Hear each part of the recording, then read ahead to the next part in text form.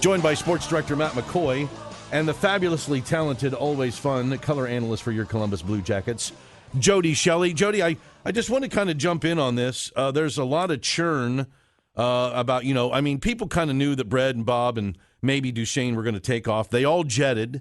So people now look back on last season like maybe we blew it. Maybe Jarmo Kekalainen isn't all he's cracked up to be. What's the buzz in your world? I don't see it that way. I think we've been fans of the Blue Jackets for a long time. We've watched and heard about prospects and future. And knowing that Panarin and Bobrovsky were not willing to negotiate to stay for long term here, the Blue Jackets had the approach of, you know what? Let's go after this. Let's have fun with this. Let's go and maybe have a magical year. And so they added some guys, and I think they did the right thing. The ownership made that decision, and Jarmo went out and added Duchesne, Dzingel, and McQuaid, and complimented the group. And you just got to look at it with it's a great approach. They had them. They're great players. They went with them while they had them and tried to go for it.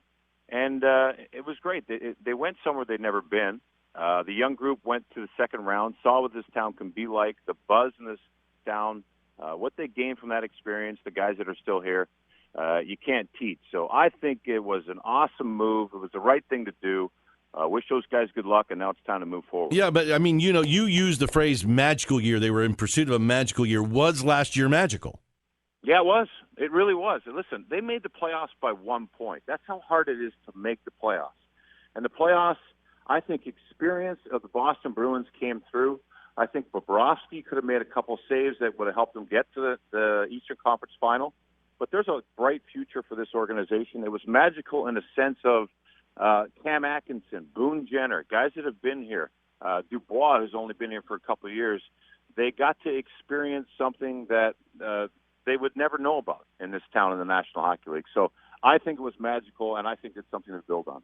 Jody, now that we move forward now beyond Brad and Bob and Duchesne to some degree, what you mentioned the future, and Jarmo Kekalainen yesterday spoke with confidence about the future and the core. What do you see? How do they make? That's a lot of production walking out the door. Who's going to have to make up for that production for the Jackets to move forward and continue to trend upward?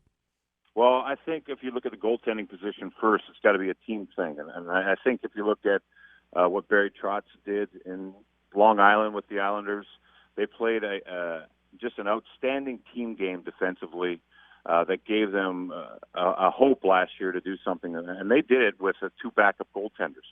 So in the goaltending position, I think it's defensive play. And I think this team had an identity a few years ago, very, very hard to play against. There's that John Tortorella brand of hockey. Mm-hmm. And I think last year, maybe they got into more of a skilled game a little bit, which was fun, but I think they're going to have to get back into that, relentless style of just team hard work. And I really think that'll help in that defensive part. And listen, let's be honest. This is not a young team anymore.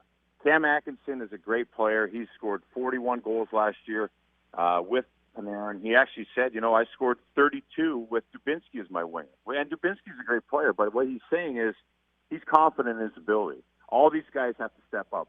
Wenberg, Bjorkstrand, guys we've talked about. And then the insertion of some of these young players we've never seen. So this organization with the young core they've got and a group that's been through some good things, they're in a good spot. A spot right now where, they're going to miss Panarin and Duchesne.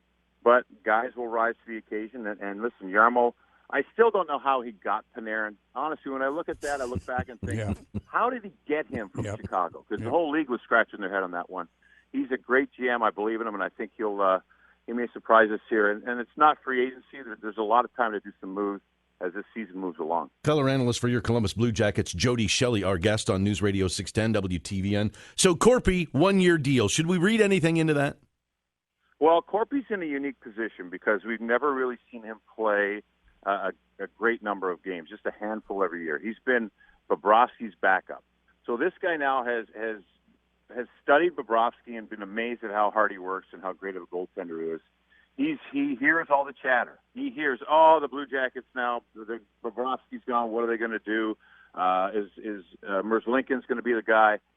Korpisalo is going to get a chance to grab this. So read into it that he understands that he's got a short window to establish himself as the number one goalie for the Columbus Blue Jackets. I think that's really what it's saying is, here's your shot. So hopefully he comes in and does well. Lincoln's a guy there's a lot of chatter about. So, yeah, it's critical. The wins are critical. You got to make the playoffs, and the goaltending situation's got to be strong right away. So that's what you see in that is Corpy's got a chance to grab this and be the guy moving forward. Another move yesterday with the losses of the guys. Jarmo goes out and signs Gustav Nyquist. What kind of a player are the Jackets getting? What is his role going to be? First line, second line? How does he fill in? Well, he can play anywhere, and I think he's a top six guy. He's a guy that went to San Jose and played with Logan Couture, who's a great player. Nyquist is smart. He's 29 years old, so he's one of the older guys now in the group. He comes up under the tutelage of the Detroit Red Wings. He was there when Lidstrom was in the room and guys like that, so he's learned from some of the greats up there. He's a very low-maintenance guy. He's got skill. He can kill penalties. He can play on the power play. Jarmo doesn't do a lot in free agency. The one year he did, it was Nathan Horton. Nathan Horton got hurt, remember, with that back injury and ended up being bought out and moved along. Traded and moved along for that salary. But, last year was Duclair. The year before was Sam Gagner. This guy is a nice pickup here. This is one of the top 10 guys available in the forward position. And he'll come in here, and I think it's going to be a nice fit for this team because he not only has skill, he's smart, and he's a guy that wants to be here. And I think moving forward in that locker room, that's going to be a good feeling to look around and know you've got guys that are in the room that chose to be here, want to be here, or were drafted here, want to be here. And I think he adds to that.